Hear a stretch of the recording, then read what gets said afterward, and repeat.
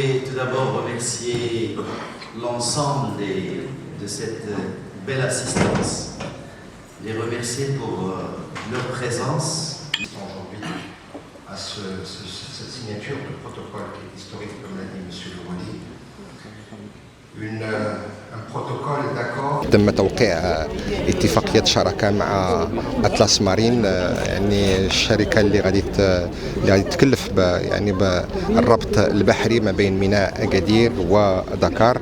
إذن هذه بالنسبة لنا خطوة جد مهمة في ترسيخ يعني البعد الإفريقي كما بغى سيدنا الله ينصرو. إذن جوج ديال الخطوط البحريه اللي غادي تكون عندهم واحد الاهميه قصوى، لا بالنسبه يعني للمصدرين ولا كذلك بالنسبه للمستوردين، لان غادي نخلقوا يعني واحد الديناميه قويه بالنسبه يعني التجاره الخارجيه ما بين المغرب وما بين باقي بلدان افريقيا. اذا هذه خطوه اولى، مرحله اولى مع ميناء دكار في السنغال، وكاينين محطات اخرى ان شاء الله اللي جايين، لا سيما مع ساحل الهالج الكوت ديفوار ان شاء الله، مع الميناء ديال ابيجان، وان شاء الله هو جاي في المرحله الثانيه كذلك الميناء الجاف اللي غادي يجي يتمن كذلك ويجي يقوي هاد المنظومه هذه اللي خلقنا. هنيئا لجهه سوس مسا، هنيئا لكل ما ساهم من قريب ومن بعيد في هذا المشروع هذه وفي هذه المنظومه هذه. القيمه المضافه غادي تكون ملموسه. احنا يعني بالنسبه لنا هذه خطوه جد مهمه فيما يخص نجاح التنميه المستدامه ديال الجهه ديالنا. شكرا.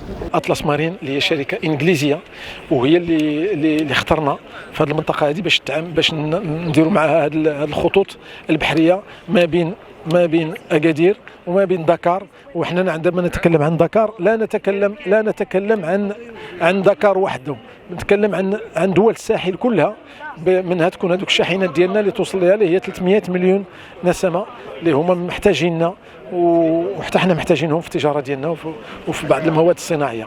فلذلك هذا تجسيد الخطاب الملكي السامي اللي وضع الوسطيه ديال المنطقه ديالنا، وضع ايضا المحيط، اننا وضعنا على المحيط وخصنا نستافدوا منه فهذا والبعد الافريقي. فلذلك حنا اليوم كنفتخروا اننا وضعنا هذه اللبنه الاولى، وعندنا لبنات اخرى اننا بغينا نربطوا اكادير بكاديس وكاديس ببورتموند، وكذلك باش نديروا واحد المحور تجاري ما بين شمال وجنوب اوروبا وافريقيا عبر المغرب. كما حضرتوا معنا اليوم، حضرتوا توقيع البروتوكول انطلاق الخط البحري الذي سيربط ميناء اكادير بميناء دكار ان شاء الله. بالمناسبه لابد ما نشكروا جميع المساهمين باش يخرج هذا المشروع بحيث الوجود، خصوصا لولايه جهه سوس مسا، وكذلك المجلس الجهوي لجهه سوس مسا والسو جي ام ديال سوس مسا والغرف المهنيه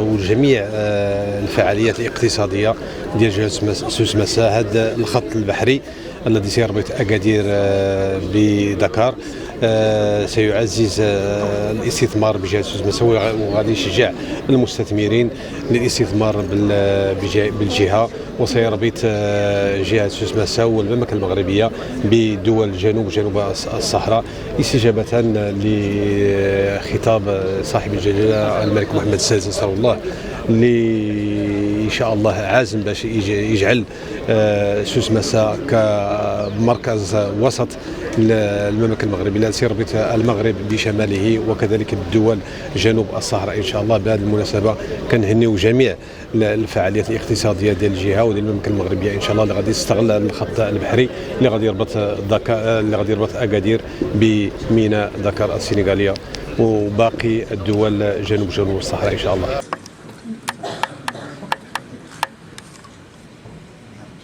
This one, yes.